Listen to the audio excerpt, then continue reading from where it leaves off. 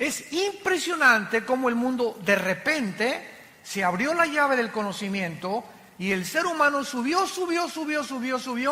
y ahorita en este momento nos encontramos en el mundo de la robotización, donde se han creado robots que ya están desalojando a los seres humanos como empleados, como enfermeras. Hace poco mi hijo Caleb, que está ahorita ahí con los jóvenes, le hicieron una operación de oftalmología con rayos láser en los ojos. Y me dijo el doctor: usted, si quiere, doctor Alducin, puede pasar a través de un vidrio y ver la operación de su hijo. A mí me encantó, nunca había visto esto. Entonces lo pude ver así, a mi hijo lo acostaron, y yo creí que el doctor, que tenía 80 años, dije que no tenga Alzheimer, o que no le mueva la mano, porque me lo va a dejar ciego, ¿verdad? No, pero ya eso ya pasó hace muchos años de moda, sino que ahora con una manejita, así con un robot, manejó todo el láser y nomás lo movía, lo apuntó y ¡zum!, ¿verdad? La incisión y todo, impresionante. Él no metió la mano para nada en toda la operación. Un robot le abrió los ojos, se lo puso así, otro le puso quién sabe qué tantas cosas, pero yo salí maravillado de darme cuenta el avance en el que estamos ya llegando. Antiguamente también, para abrirte el corazón te abrían una cosa así, ahora ya nomás te abren una incisión de milímetros, te meten una aguja y hacen todo a través de cámaras electrónicas, de pantallas y de una robotización impresionante. Nos encontramos en esa época, pero también nos encontramos, en segundo lugar, en lo que se llama el transhumanismo. ¿Qué quiero decir? Que desde 1954, que se descubrió el ADN, el ácido desoxirribonucleico, por los doctores Crick y Watson, que les dieron el Premio Nobel de Medicina, 1954, desde ese momento hasta nuestros días, la ciencia de la genética y de la biología se ha introducido a tal grado que están tratando de mezclar, por ejemplo, el ADN de las arañas que produce esa telaraña, que es impresionantemente casi irrompible, una cosa la telaraña, con la oreja de un murciélago, para mezclar el radar del murciélago con la telaraña, etcétera, etcétera.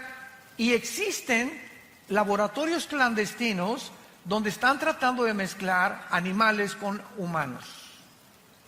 Estos primeros experimentos se llevaron a cabo por un doctor, se llamó Mengele, en la Segunda Guerra Mundial, que fue uno de los médicos de los nazis, de Adolfo Hitler.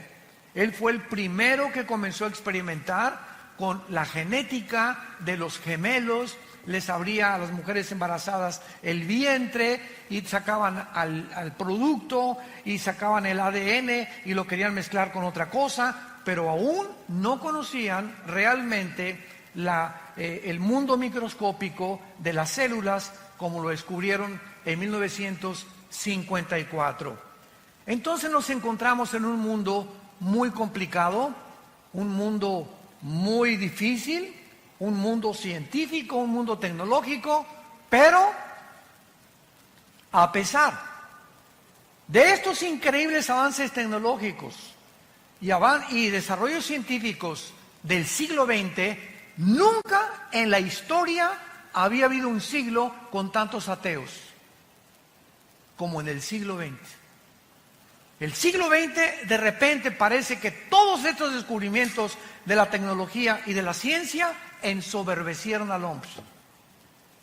Y así tenemos del principio, ¿verdad? Bueno, Carlos Marx ya fue del siglo XIX con Federico Engels cuando postuló su libro El Capital para desarrollar la ideología del comunismo, pero tenemos a Sigmund Freud, aparente a principios del siglo XX, ateo, tenemos a Friedrich Nietzsche, que dijo que Dios estaba muerto, a Bertrand Russell, a Sam Harris, a Richard Dawkins, últimamente, a todos estos, Jean-Paul Sartre, Carlos Sagan, el astrónomo ateo también.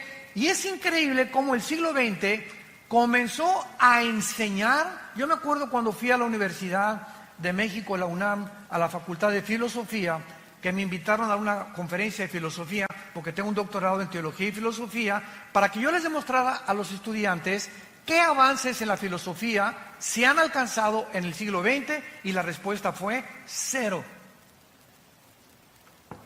Y se quedaron los estudiantes así. El mismo maestro de filosofía me dijo: ¿a qué se refiere usted con que no ha habido avance en la filosofía?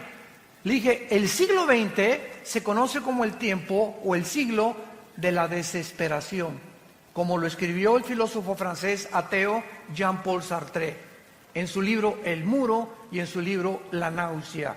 Es el tiempo de la desesperación. Como dijo Sartre antes de morir: he pasado mi vida luchando y demostrando algo que no existe, por lo cual he gastado mi vida en balde. ¿Para qué gasté mi vida tratando de pelearme con alguien que no existe y enojarme con no existe? Él mismo dijo: el ateísmo es insostenible filosóficamente. Sin embargo, al mismo tiempo que en el siglo XX surgieron todos estos ateos, recordamos que los más grandes hombres de ciencia del pasado eran cristianos. Galilei, que descubrió, ¿verdad?, el telescopio y pudo introducir a la astronomía, cristiano. Apúntalo: Blaise Pascal, astrónomo físico francés, cristiano, tenía a Jesucristo como su Señor y Salvador.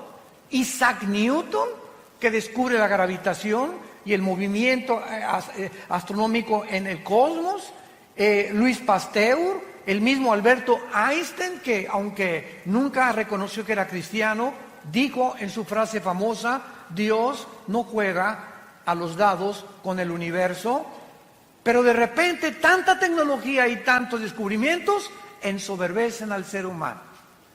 Y ahora nos encontramos, vuelvo a repetir, a pesar de todo lo que nos ha rodeado, escuchen esto: somos nosotros la última generación y la primera generación en la historia que tenemos el poder destructivo, nuclearmente hablando, para autodestruirnos en 30 segundos. Somos la primera generación en la historia que podemos autodestruirnos y acabarnos y autoextinguirnos en menos de un minuto. El último misil que acaba Rusia de hacer se llama Satán. La palabra Satán significa en el hebreo el adversario. Y este misil que tiene Rusia y que Irán ahorita continúa desarrollando nuclearmente su armamento para tratar de gobernar el Medio Oriente, a destruir a Israel, estos misiles pueden salir de Rusia y llegar, síganme con mucho cuidado, si Rusia dispara un misil sin que Estados Unidos se dé cuenta, sale el misil y vuela y llega a Estados Unidos en 25 minutos.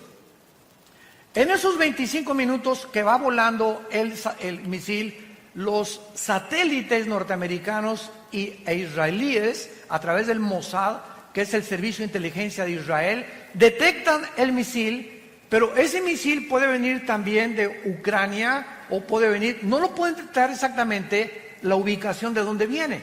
Muy bien, entonces localizan al misil y el presidente de Estados Unidos, actualmente el presidente Donald Trump, trae un portafolio, todos los presidentes norteamericanos traen un portafolio con una computadora con códigos que solamente él sabe el código, para que cuando tenga él la comunicación que un misil se dirige a Estados Unidos, él abre el portafolio y apriete un botón y ese botón suena en la marina, en los portaaviones, suena con la armada terrestre y suena con el poder aéreo, con todos los pilotos aéreos, para que tanto la marina como los pilotos de la Fuerza Aérea y como los soldados puedan preparar sus misiles para interceptar el misil. Solo que hay un problema, que cuando el presidente abra su portafolio, el misil llega antes que el presidente lo pueda abrir.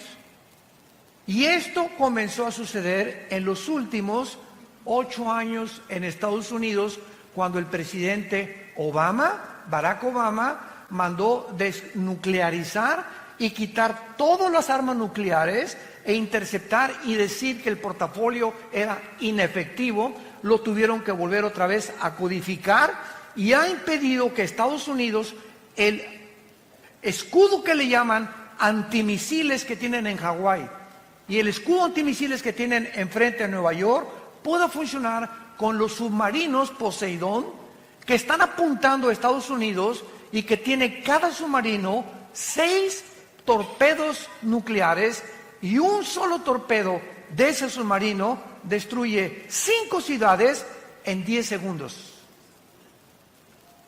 Y están apuntando en el Atlántico y están apuntando en el Pacífico. Basta solamente que algún loco, como ahorita el dictador de Corea del Norte, apriete un botón para desatar una conflagración a nivel internacional nuclear, que de acuerdo a la Biblia, en Apocalipsis 6, versículo 4, el cuarto jinete del Apocalipsis mataría a 1/4 parte de la humanidad. En este mundo nos encontramos un mundo de locos, donde la tecnología nos ha ensoberbecido y donde creemos que el ser humano, a través del humanismo, tiene la capacidad de resolver los problemas que van mucho más allá de nuestra capacidad humana para poder resolverlos. Nos hemos querido convertir en dioses. Este es el mundo que actualmente nos rodea. Y antes de entrar un poco más al tema, ¿por qué Rusia, Irán, Siria y Turquía se acaban de unir? Porque hace 25 siglos, en el libro de Ezequiel, capítulo 38, lo vimos ahí, 39, hace 2600 años, la Biblia profetizó que antes que Cristo regresara, se uniría Rusia con Siria, con Irán y con Turquía. Y estas naciones que la Biblia profetizó hace 2600 años, son exactamente las naciones que han formado un eje en el Oriente para poder controlar el Medio Oriente, donde se encuentran debajo de Arabia Saudita, de Irak y de Irán, casi el 70% de la producción petrolera del mundo. Entonces, el Medio Oriente es una manzana de la discordia. Por eso los ingleses antes de la Primera Guerra Mundial, por eso los árabes después de la Segunda Guerra Mundial, por eso Estados Unidos, por eso todo ha hecho que gire alrededor del Medio Oriente, donde la Biblia dice que comenzó la humanidad y donde la Biblia dice que la humanidad terminará en la ciudad de Jerusalén. Ahí va a terminar la humanidad con la batalla del Armagedón o la Tercera Guerra Mundial. Ahora, Rusia, ¿por qué cuando Trump le dijo a Putin, por favor, déjanos derrocar al presidente Assad de Siria? ¿Por qué Rusia lo impidió? Porque Rusia tiene la única base naval en Siria que está a orillas del Mediterráneo. Entonces, si quiere Rusia evitar que por el Mediterráneo se metan sus enemigos, lo harían, y jamás Rusia abandonará a la familia de los Assad. Ni tampoco Rusia permitirá, mientras esté Putin, que Siria caiga en manos de otra nación. ¿Por qué se acaba de unir con Irán? El ayatollah Khomeini y el presidente Rouhani de Irán acaban de dictaminar que van a destruir a Israel y que ya tienen los misiles apuntando en contra de Israel. ¿Por qué se unió con Rusia? Porque Rusia tiene a papá China. China ahorita está protegiendo a Corea del Norte y China se hizo amigo también y compadre de Putin, el presidente Xi.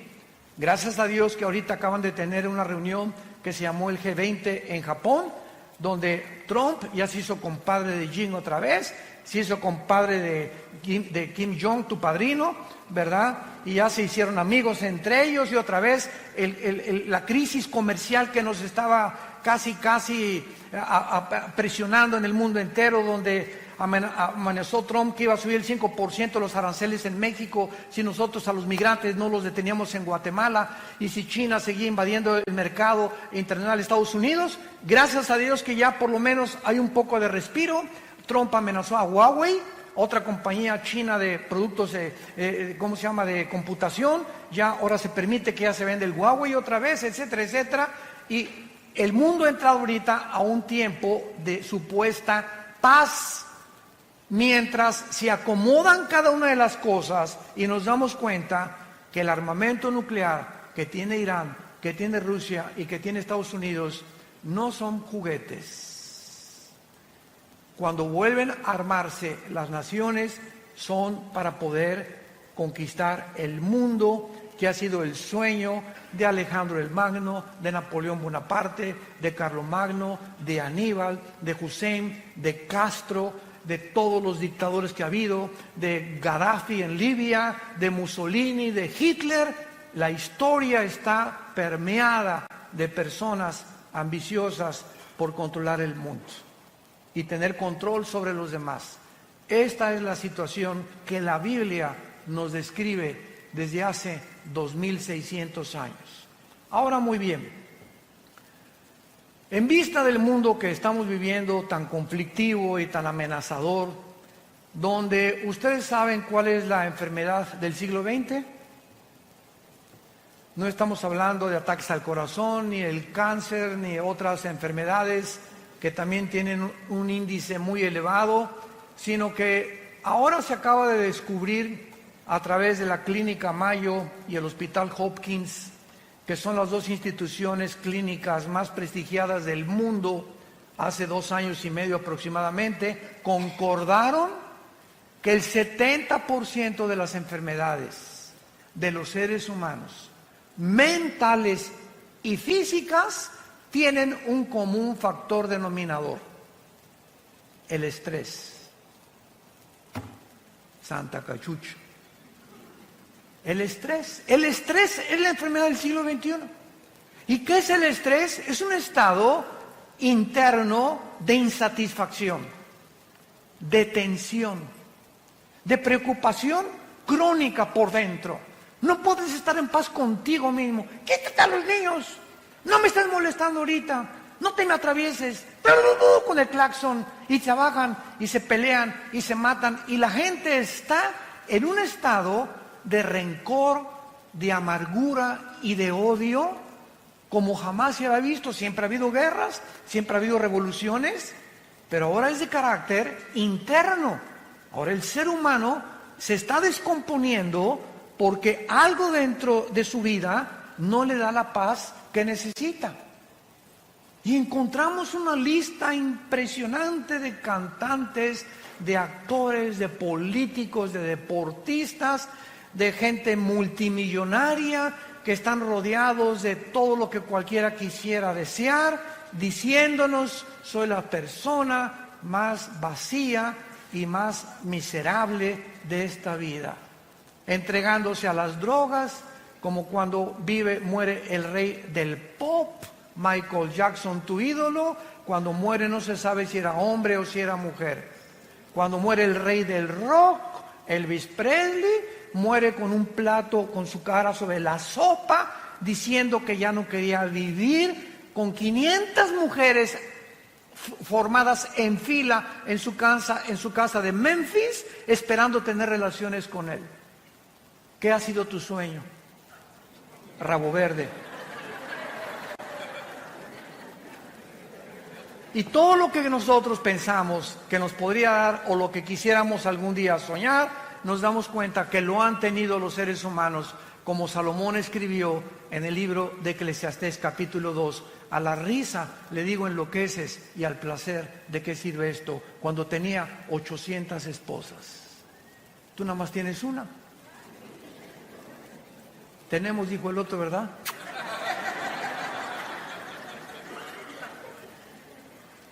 ¿Qué mundo vino Jesucristo hace 2000 años a describirnos?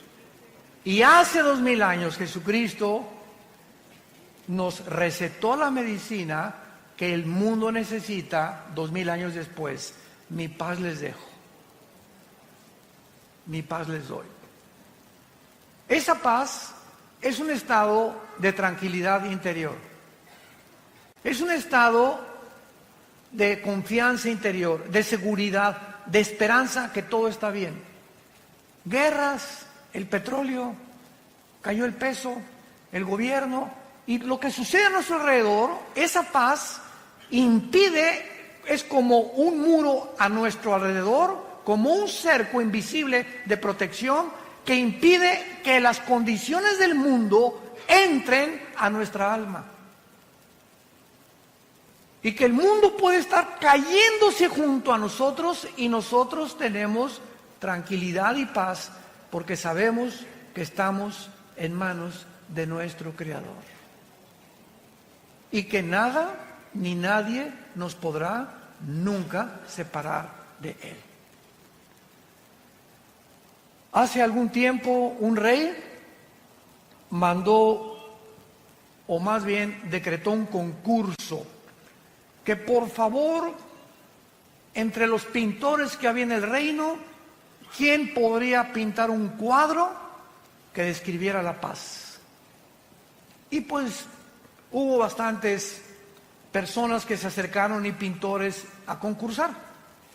Y pues uno pintó así el Popocatépetl, así, ¿verdad? Bonito, tranquilo, no explotando desde luego. Otro el mar, la bahía de Acapulco, así lindo. Otro un bosque, etcétera, etcétera.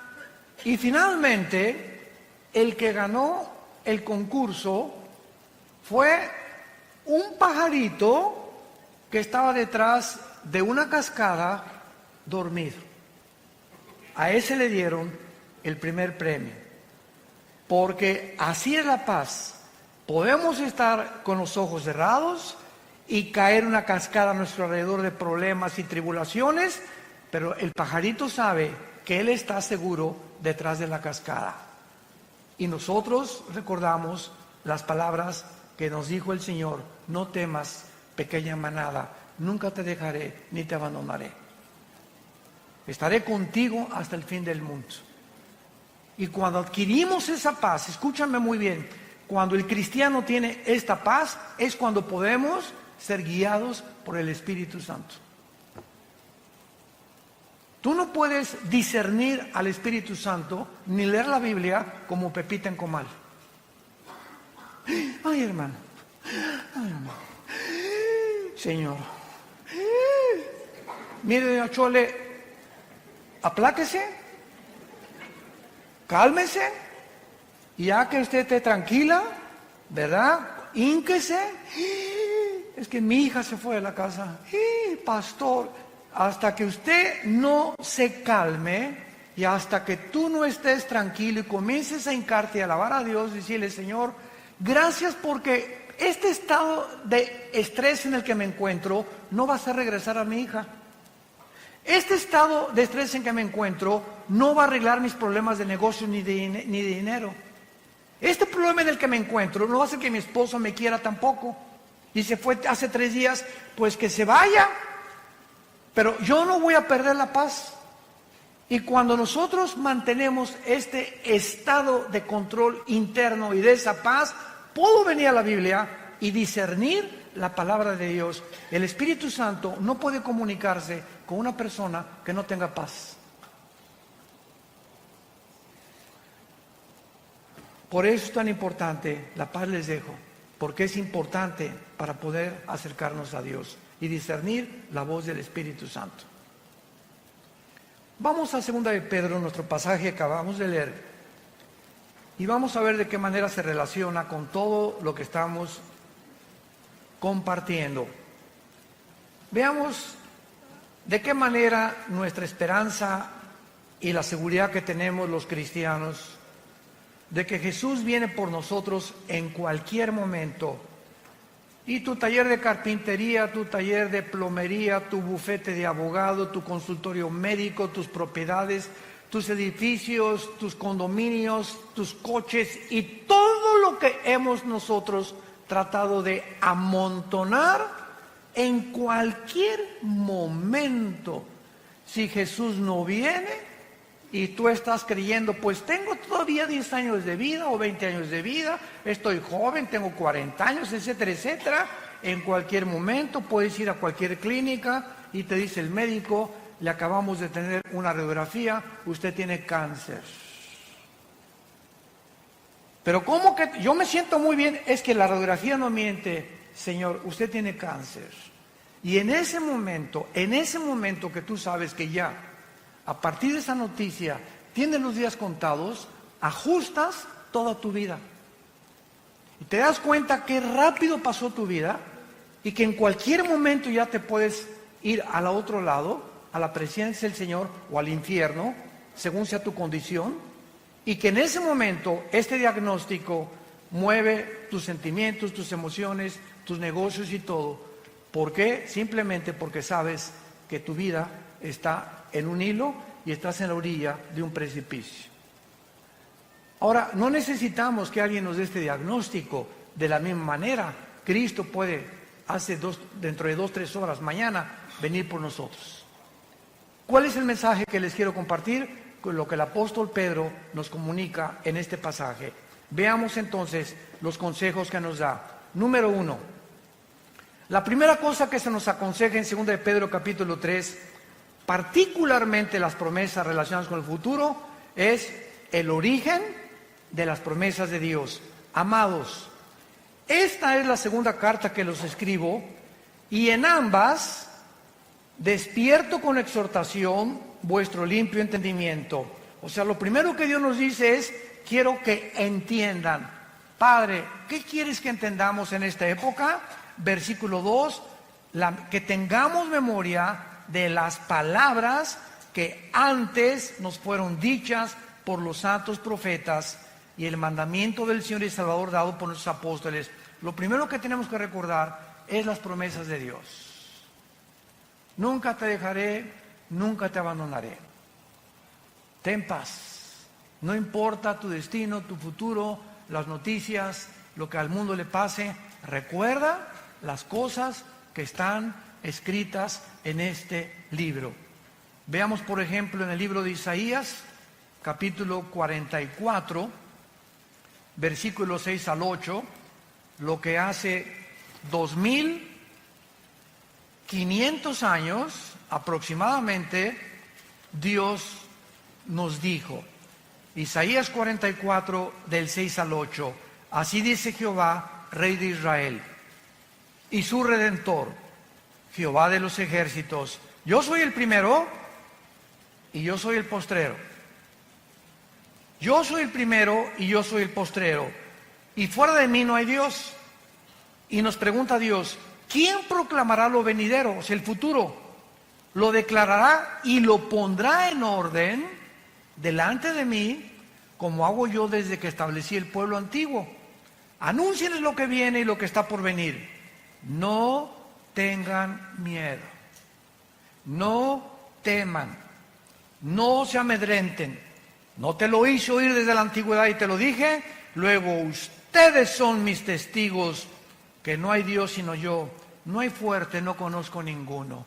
Cuando Dios dice, yo soy el alfa y el omega, es la primera letra del alfabeto griego y la última letra del alfabeto griego, el alfa y el omega.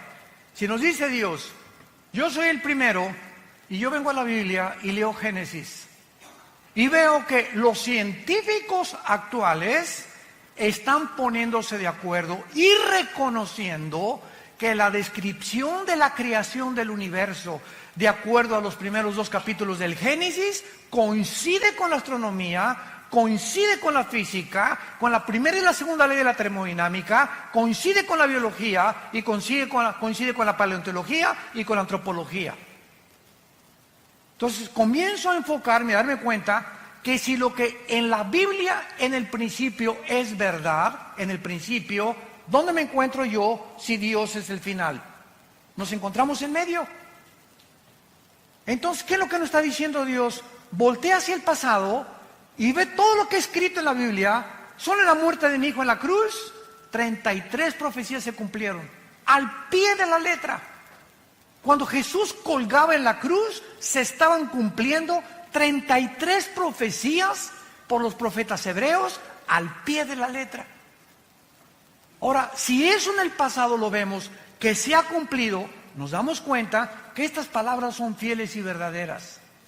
Y si yo me encuentro en medio, de la misma forma que se cumplió el pasado y él es el final, se cumplirá también el final. Por lo tanto, camino hacia el final con confianza en que Dios cumplirá su propósito en mí. Es lo que quiere decir: yo soy el primero y yo soy el último. No tengan ni tengan temor. ¿Quién más puede anunciar el futuro sino yo?, dice el Señor. Esto se refiere, ¿verdad?, a todos los eventos futuros profetizados en el Antiguo Testamento. Por hoy se dice el primer consejo del apóstol Pablo: recuerden ustedes las promesas que en el pasado los profetas y apóstoles hicieron, para que ustedes puedan mantener esa paz que es importante para tomar decisiones.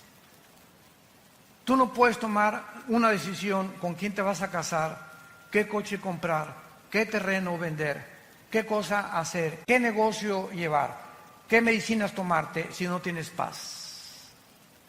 La falta de paz nos hace tomar decisiones equivocadas, de las cuales nos vamos a lamentar el día de mañana. Porque en el momento que tomamos la decisión para casarnos, para comprar ese vehículo, para comprar ese terreno, lo hicimos no con la dirección del Espíritu Santo, lo hicimos en la carne, guiados por nuestras pasiones. Y es cuando nos lamentamos y después le echamos la culpa a Dios por la condición en la que estamos viviendo. En segundo lugar, veamos nosotros en 2 de Pedro capítulo 3, en nuestro pasaje, que dice la Biblia en el versículo 3 y versículo 4, sabiendo primero esto. Es la segunda cosa que Dios quiere que sepamos.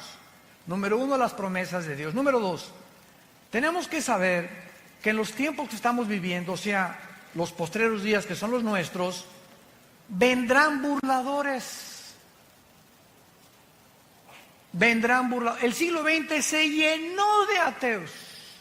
¿Quién es un ateo? Una persona que se burla de alguien que no existe. Santa María Catarina. Es una persona que se burla o insiste en pelearse con alguien que no existe. Por eso decía Sartre que es insostenible filosóficamente el ateísmo. Entonces vendrían burladores y los vemos, aunque ya son menos, andando según sus concupiscencias. Y estos burladores, dice la Biblia, versículo 4, van a comenzar a decir: ¿dónde está la promesa de que Cristo va a regresar? O sea, de su advenimiento. Porque desde el día en que los padres durmieron, o sea, todas las cosas en el mundo han sido así. Y dicen: siempre ha habido guerras, siempre ha habido terremotos, siempre ha habido pestas. ¿Por qué dice que son señales de los últimos tiempos? Muy bien. Estas personas querrán atacar las promesas de Dios y de nuestro corazón, y la Biblia les llama burladores. Un burlador, es muy importante, no es la misma persona que tiene dudas. Entonces, hay una gran diferencia entre un burlón y una persona que tiene dudas honestas. La persona que tiene dudas honestas dice lo siguiente: yo no puedo decir que no creo en Dios. Yo no sé, más bien, honestamente, yo no sé si existe Dios. Pero si existe Dios, oh Dios, si tú existes, dame evidencias que tú existes. Y dice la Biblia: me encontrarás y me buscarás con todo tu corazón. Entonces Dios oye a las personas que tienen dudas y que dudan, ¿verdad? Como Job. Job llegó un momento en que todo lo que le pasó en el capítulo 3, dice: Señor, ¿por qué mejor no fui un abortivo?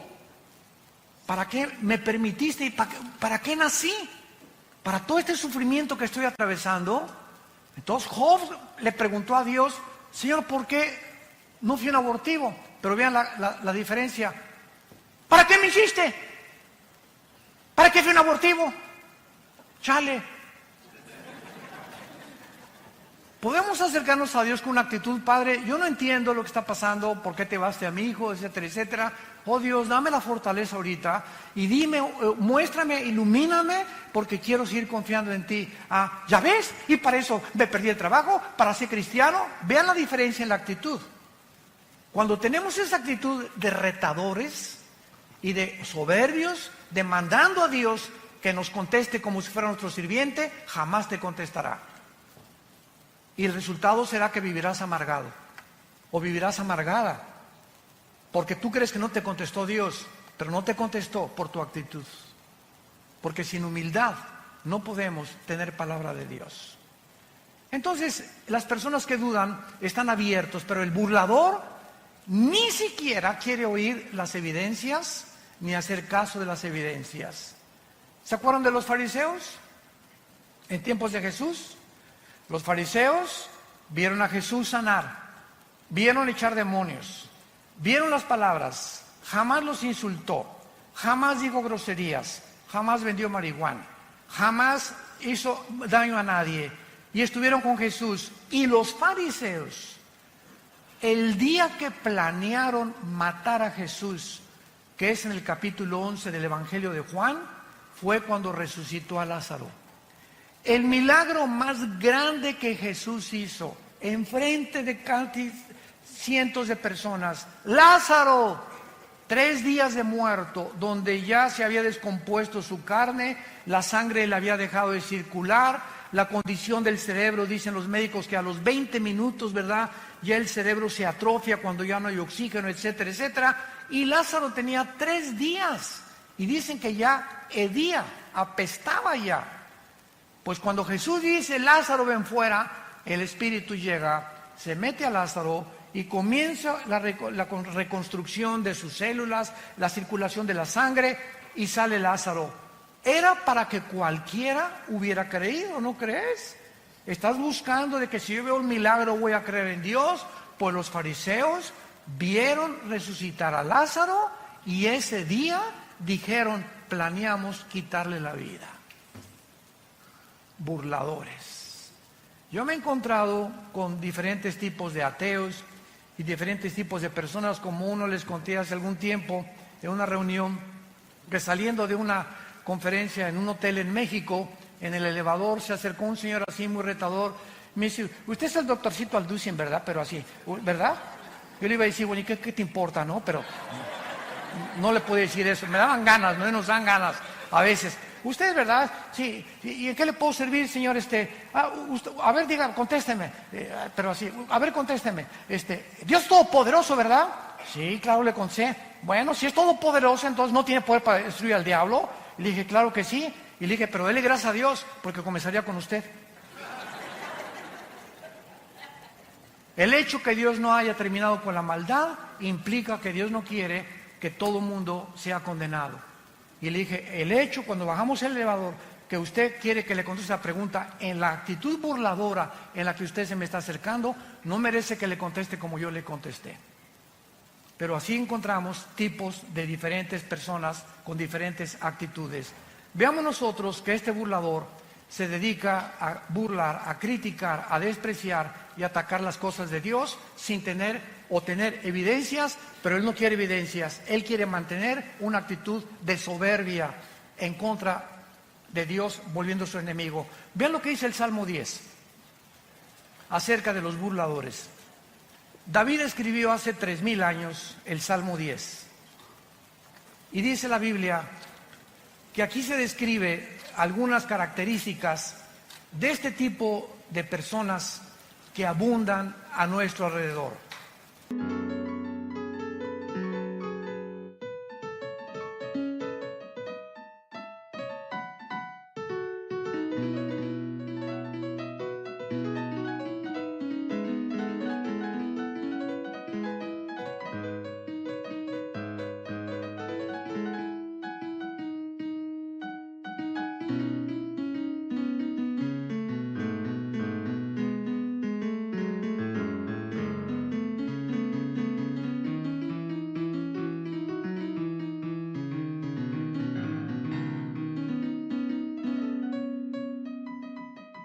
Las encontramos en los maestros de escuela, en las universidades, profesionistas, médicos, en fin, ¿verdad?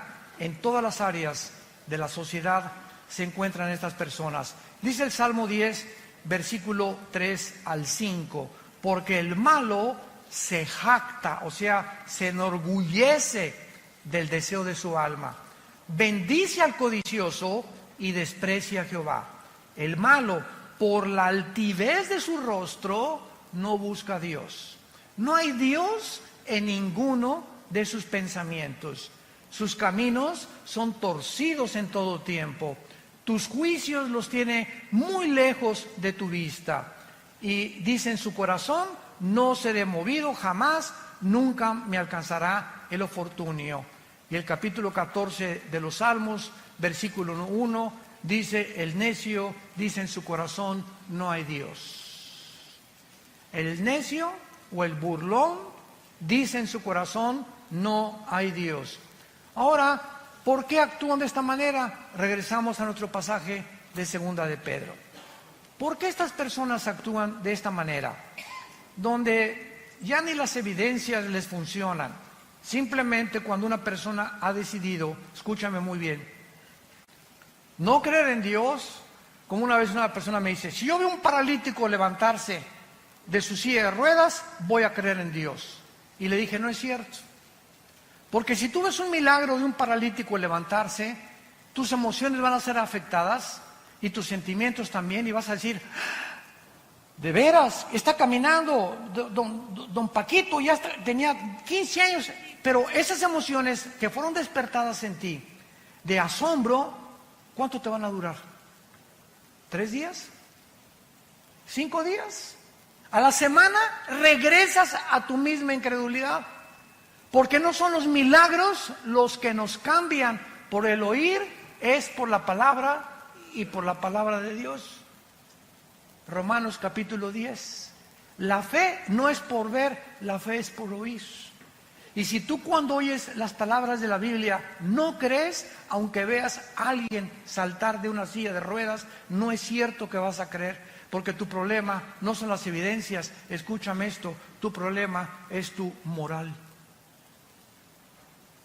Un día tuvimos una cruzada muy grande en la Plaza de Toros de Villahermosa, Tabasco, en el estado de Tabasco. Y fue una cruzada dedicada a la juventud, hablé del suicidio, de la drogadicción, de la ideología de género, etcétera, etcétera. Y a la salida me estaban esperando 3 muchachas. Y se acerca una muchacha y me dice, oiga, pastor, es que la amiga que trajimos me dice que usted nos quiere asustar porque prediqué del infierno la última noche.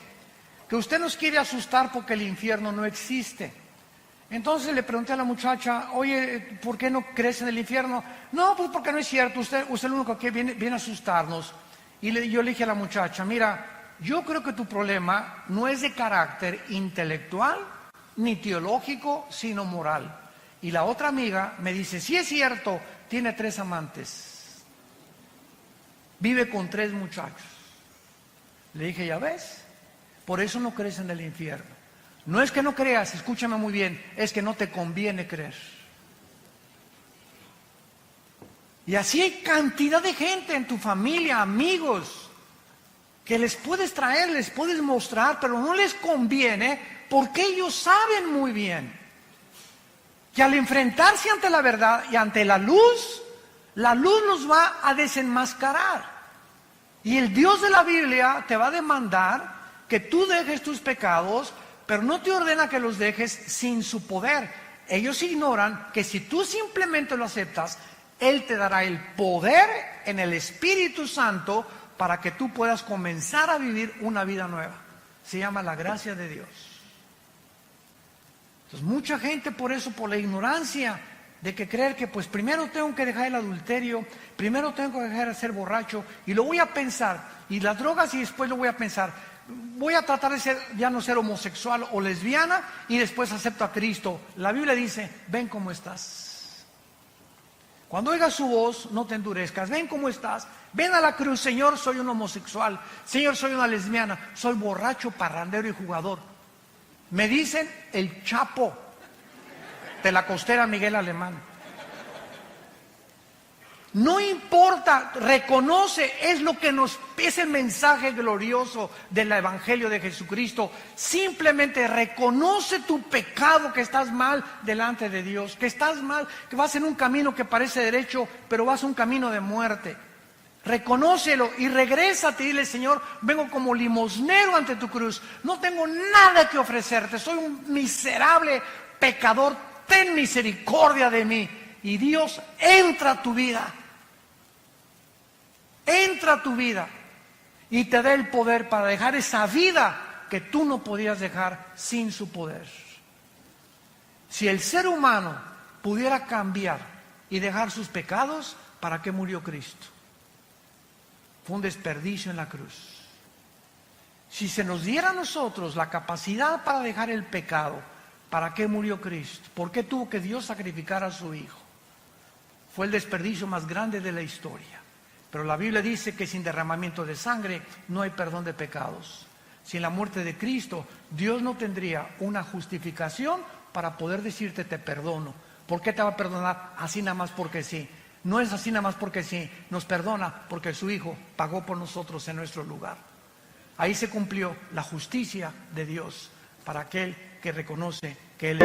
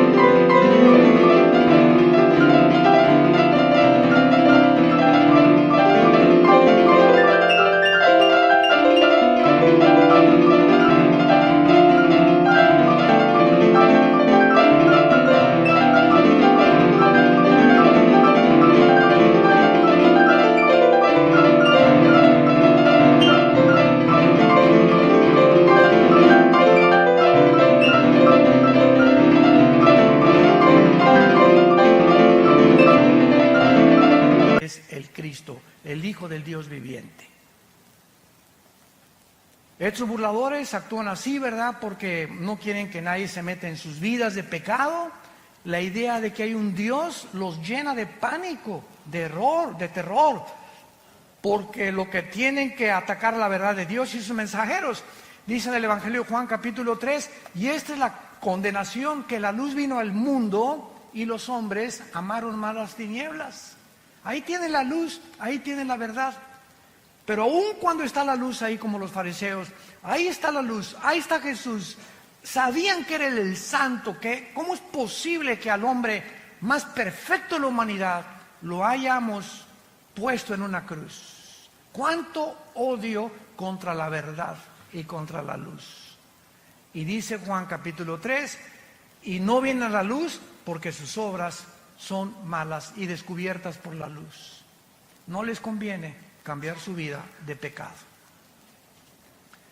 Estos burladores dicen en 2 de Pedro, en nuestro pasaje capítulo 3, que aún toman en penúltimo lugar posiciones pseudocientíficas, diciendo, versículo 5, estos burladores, hablando de ellos, ignoran voluntariamente. O sea, qué increíble que ellos conozcan e ignoren o estén decididos a no conocer. O sea, no quiero meterme a la Biblia, no quiero ir a tus reuniones, no quiero a tus estudios. Voluntariamente no quieren conocer la verdad. Te repito, porque la verdad los va a exhibir y les va a mostrar la luz, y a ellos no les conviene salir de su pecado. Aman más las tinieblas en donde viven que pasar al reino de la luz admirable de Jesucristo. Entonces van a usar también posiciones pseudocientíficas, como diciendo que en el tiempo antiguo todas las cosas han sido iguales del principio, que nunca hubo un diluvio universal, que la Biblia está llena de errores, de contradicciones, que son leyendas, etcétera, etcétera. Y como le dije también a una persona en una universidad, un maestro que se me puso al brinco cuando les expliqué a los estudiantes que la teoría de la evolución es anticientífica, antifísica, antibiológica, antigenética. Este maestro comenzó a agredirme, ¿verdad? Y yo le contesté, ¿ha leído usted la Biblia? No, Chepo. ¿Por qué ataca usted un libro? Es que está lleno de errores. Por favor, aquí está la Biblia, muéstreme los errores que usted considera que es una equivocación. Porque cuando usted viene a la Biblia y usted considera que aquí hay una contradicción, el problema no es de Dios, el problema es de su entendimiento. ¿Por qué? Porque los pensamientos de Dios son más altos que los nuestros. Y si me da tiempo a usted explicarle por qué dice esto, le voy a mostrar con la misma Biblia, porque la Biblia no necesita que nadie la defienda. La Biblia se defiende sola. Nunca trata Dios en la Biblia de demostrar que Él existe. Simplemente la Biblia dice, en el principio Dios creó los cielos y la tierra. Se afirma la existencia de Dios. Él no trata de probar la existencia de Dios. Simplemente tú léela y te das cuenta que es un libro sobrenatural. Que no somos animales, que somos agentes morales responsables de nuestras acciones, porque si fuéramos animales, como dijo Dostoyevsky, un gran filósofo y literario ruso que fue puesto en el exilio en Siberia, en Rusia, Dostoyevsky dijo esto en su libro: si Dios no existe, todo está permitido. Así de simple. Si Dios no existe, todo está permitido. Bebamos, comamos, ¿para qué le soy fiel a mi esposa? ¿Para qué me mantengo sin robar? Si el que no tranza no avanza. ¿Para qué soy honrado? ¿Para qué soy honesto? ¿Para qué trato de vivir en mi matrimonio cuando hay 10 mujeres o 15 mujeres mejores? ¿Por qué no tengo hijos por todos lados sembrados? ¿Cortar la mejor flor del ejido donde quiera que yo vaya? ¿Por qué? Porque simplemente hay un Dios que nos dice: vengo a juzgarte en el día del juicio y prepárate para encontrarte con tu Dios. Pero si Dios no existe, como una vez Blaise Pascal tuvo una discusión con un ateo, y el ateo le dijo a Blaise Pascal: oye, pues fíjate que yo no creo que exista Dios. Para mí, después de la muerte, al polvo, y ahí se acabó todo, como los animales. Y le dice Blaise Pascal, el gran filósofo, astrofísico, físico matemático francés, le dice Pascal a este ateo: mira, si tú tienes razón y no hay Dios, bueno, digo, y acabamos todos en la tumba, pues nos vamos al polvo y no hay ningún problema. Pero si mi Dios tiene la razón y Jesucristo resucitó entre los muertos, ¿qué amuladas te vas a llevar? Así que ya sea que tú tengas razón o que yo no tenga razón, yo salgo ganando. Porque si Dios no existe, pues no perdí nada. Pero si Dios existe, ¿qué amolada te vas a llevar? Es un simple razonamiento. O como dijo también Newton, una vez tenía un amigo Newton, Isaac Newton, que era ateo. Y entonces estaba viendo el universo una noche que estaba con Newton, y Newton estaba con sus matemáticas cuánticas y su astronomía y considerando muchas cosas del universo, etcétera, etcétera. Y le preguntó el ateo a Newton: oye, qué maravilloso universo, ¿verdad? Le dijo: sí, es el diseño y la inteligencia de un Dios. Y le dijo Newton, le dijo el ateo: no me hagas reír. Ahí murió la cosa. Al otro día, Newton lo invita a cenar a su casa. Y Newton tenía en su casa, en su estudio, un universo que él había hecho, así colgó al sol, la luna, las estrellas. Tenía como una sala con una representación del universo. Entonces llegó este amigo de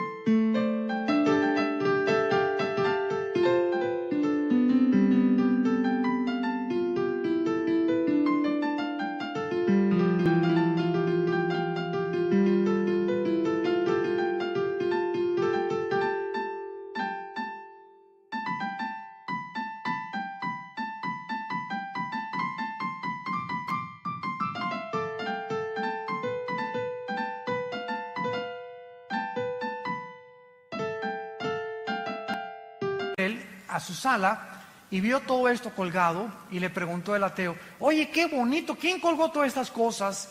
Y le contestó Newton: se colgaron solas.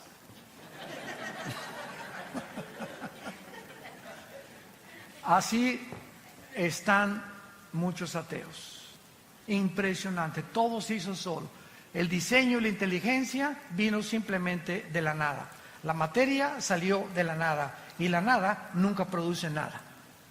Entonces, ¿quién produjo, si es que crees en la explosión del Big Bang, una explosión? ¿De dónde salió la materia? ¿Quién produjo la explosión?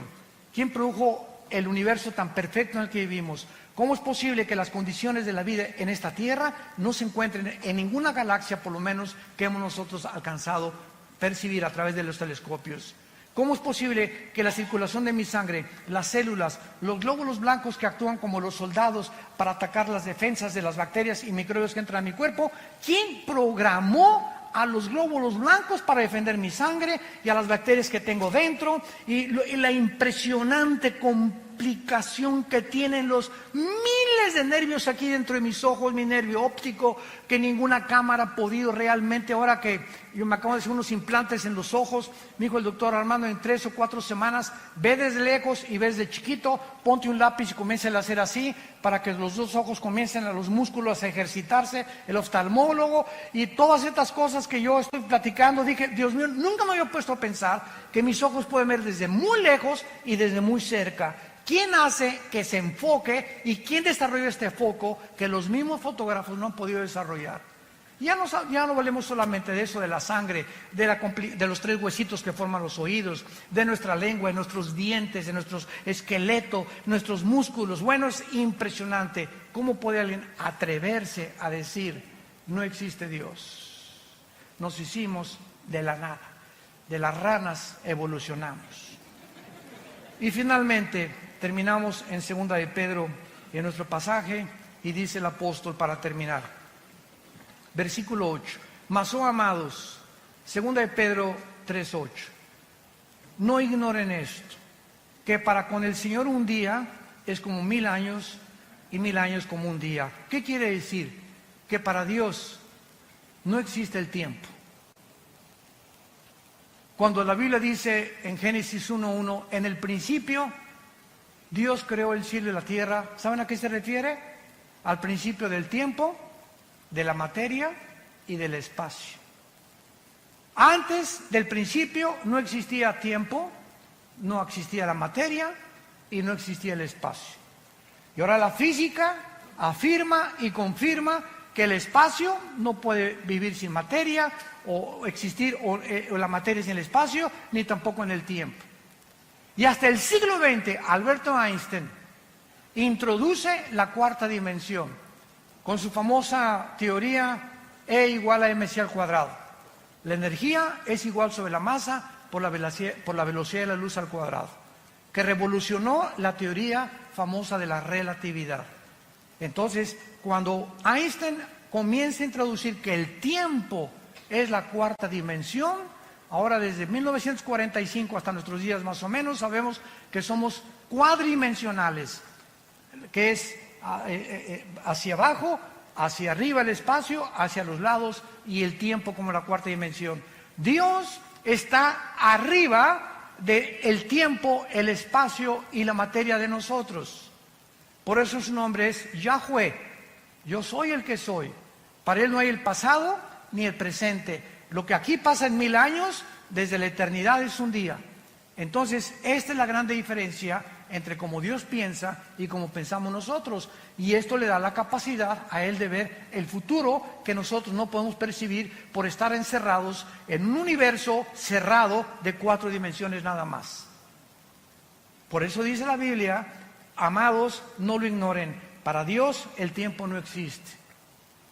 El Señor no retarda su promesa. Ay Dios, ¿por qué no vienes ya y acabar con el diablo, los secuestros, los robos, los crímenes, la ideología de género, la prostitución? ¿Cuántos de nosotros verdaderamente cada noche, no sé tú y cuántas personas, has mojado tu almohada con lágrimas, diciéndole a Dios, oh Dios, cuida a nuestros hijos, cuida nuestro matrimonio? Te pedimos por el gobernador de Guerrero. Te pedimos al presidente que tenemos ahorita, dale sabiduría para gobernar México, Señor, pobre México. Por favor, dale sabiduría al gobierno. Vivimos un mundo bien feo a nuestro alrededor. Y nuestras oraciones es lo único que puede cambiar. Y nos desesperamos, ¿por qué no cambias? Te dice Dios, no es que me tarde, es que no quiero que ninguno perezca. Como le dije al Señor en el elevador, dele gracias que Dios no ha actuado ni terminado con la maldad. Porque si Dios terminara con la maldad, ¿cuántas personas que no han oído el Evangelio se condenarían eternamente? Por esa razón Dios retarda su promesa. Es lo que el apóstol nos quiere decir. Pero el día del Señor, versículo 10, vendrá como ladrón en la noche. Los cielos van a pasar con gran estruendo, los elementos ardiendo. Esta palabra significa la composición atómica. Eso es increíble en el griego. Son los átomos, serán deshechos. ¿Qué es lo que mantiene la cohesión de la materia? La composición atómica. Yo ahorita agarro mi mano y le hago este púlpito así, ¡paz! Y me rompo los nudillos de mis manos. ¿Por qué? Porque los átomos son más gruesos y los electrones y protones que los átomos que forman mi materia de mi piel. Entonces, todo lo que forma la cohesión que existe, y agarro un microscopio y veo el microscopio.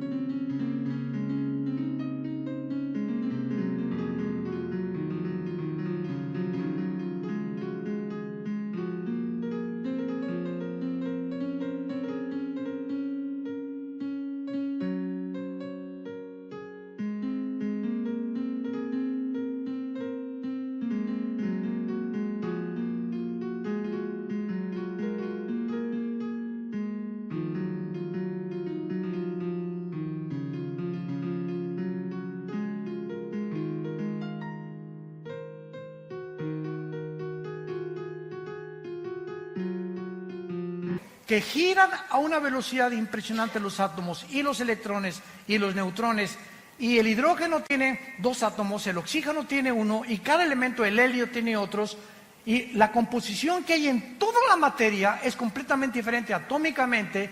Nos damos cuenta y nos preguntamos, ¿quién le da la velocidad a los átomos?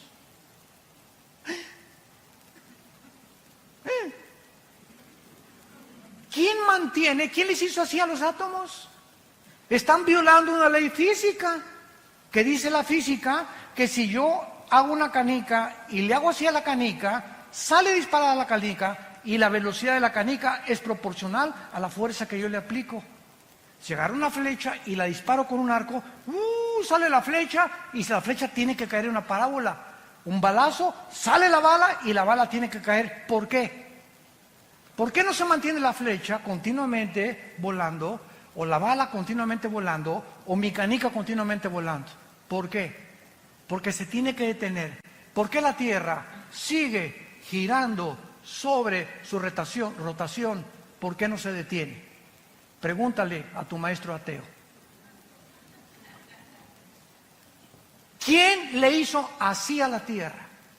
¿Quién mantiene la Tierra? No solamente girando perfectamente una velocidad de 24 horas sobre su eje, sino que ¿quién la sigue impulsando alrededor del Sol en 365 días? Desde hace miles de millones de años.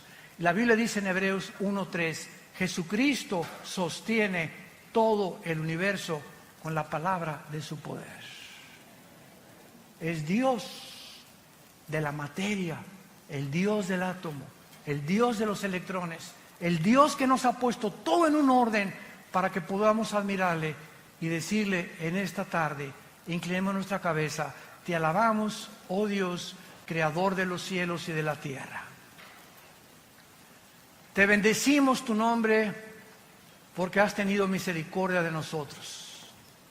Porque en esa cruz, tu palabra dice, de tal manera amó Dios al mundo, que nos ha dado a su Hijo unigénito, para que cualquiera que en este momento crea en Él, no te pierdas, mas recibas el regalo de la vida eterna en Cristo Jesús. El Dios y Padre de Jesucristo, al gran pastor de las ovejas, que derramó su sangre en una cruz por el pacto sempiterno, nos da la capacidad de adorarle, de conocerle y de servirle en espíritu y en verdad. Y si tú invocas por Padre aquel que sin acepción de personas nos juzga de acuerdo a nuestras obras, caminemos en el temor de Dios durante toda nuestra peregrinación. ¿Qué es el hombre? Somos simples peregrinos. ¿Qué es nuestra vida? Como la niebla. Ayer teníamos 20 años, 10 años. Hoy tenemos 50, 60, 70, 8 años. Nuestra vida pasa como una sombra, como la niebla que aparece y desaparece. Y tenemos solo una oportunidad en esta corta vida de descubrir que Dios nos ama, que hay un propósito por el cual nacimos y que este propósito se encuentra en la persona de su Hijo Jesucristo, a quien tú en esta mañana Él te ordena que, habiendo pasado los tiempos de esta ignorancia,